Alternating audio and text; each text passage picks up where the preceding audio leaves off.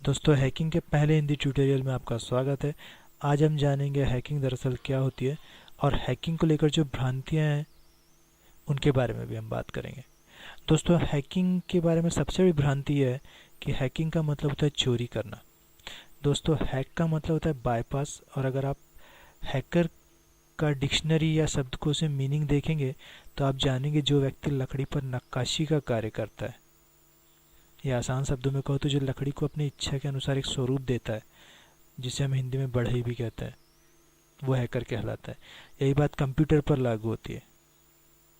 आप स्क्रीन पर हैकर की डेफिनेशन पढ़ सकते हैं।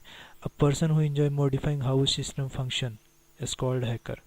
यानी वह व्यक्ति जो किसी भी मीडिया डिवाइस को उस तरीके से कार्य करवा सकता है जैसा उसे पसंद है, हैकर कहलाता है। हैकर का कंप्यूटर स्किल एक्सेलेंट होता है। ये बहुत इंटेलिजेंट होते हैं और कंप्यूटर को किसी दूसरे से ज़्यादा जानते हैं।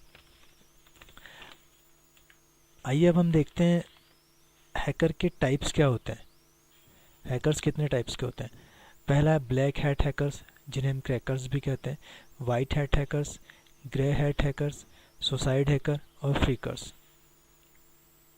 सबसे पहले black hat hackers. Black hat hackers वो होते हैं जो अकेले कार्य करते हैं और इनका एक्स्ट्राऑर्डिनरी कंप्यूटर स्किल होता है। ये क्रैकर के नाम से भी जाने जाते हैं। इन्हें मेलिशियस एक्टिविटीज़ करना अच्छा लगता है। ये बुरे हैकर होते हैं, गलत तरीके से अपने स्किल का उपयोग करते हैं। वाइट हैट हैकर किसी लीगल ऑर्गेनाइजेशन से जुड़े होते हैं। इनका कार्य ब्लैक हैट हैकर को रोकना होता है। ये पेनिट्रेशन टेस्टर या साइबर सिक्योरिटी एक्सपर्ट के नाम से भी जाने जाते हैं। ये वही टूल्स और वही स्किल यूज़ करते हैं जो क्रैकर्स करते हैं, पर वाइट हैट हैकर सुरक्षा प्रदान करते हैं, यानी दूसरे शब्दों में कहा होती है डिफेंसिव होते हैं। Grey hat hackers. Grey hat hackers ये दोनों तरह के कार्य करते हैं। सबके सामने तो ये वाइट हैट हैकर की तरह कार्य करते हैं, पर अकेले में इनकी एक्टिविटीज़ ब्लैक हैट हैकर्स की तरह होती है। फिर आते हैं दोस्तों सुसाइड हैकर पर। सुसाइड हैकर वो होते हैं जिन्हें हैकिंग के लॉ और उन कायदे और कानून की समझ नहीं होती। इन्हें हैकिंग को लेकर कितने लॉज, किस किस कंट्री में किन किन लॉज, कौन कौन से लॉज चलते हैं, इन्हें नहीं पता होता। इन्हें नहीं पता होता कि जो कार्य करेंगे इसका परिणाम क्या होगा और इन्हें कितनी सज़ा भुगतनी पड़ सकती है।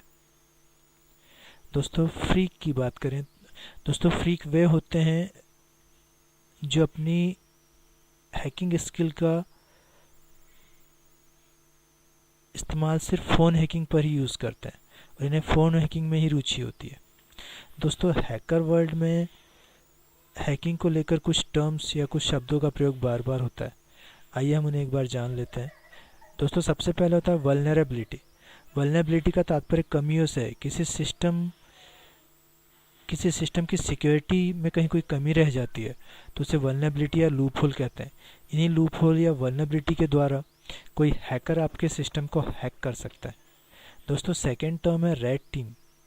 रेड टीम में अलग अलग तरह के स्किल्स वाले हैकर मिलकर एक साथ कार्य करते हैं, जिन्हें अलग अलग फील्ड में महारत हासिल होती है। ऐसे हैकर्स मिलकर एक रेड टीम बनाते हैं और फिर वो किसी को हैक करने का काम करते हैं, तो ऐसी टीम रेड टीम कहलाती है।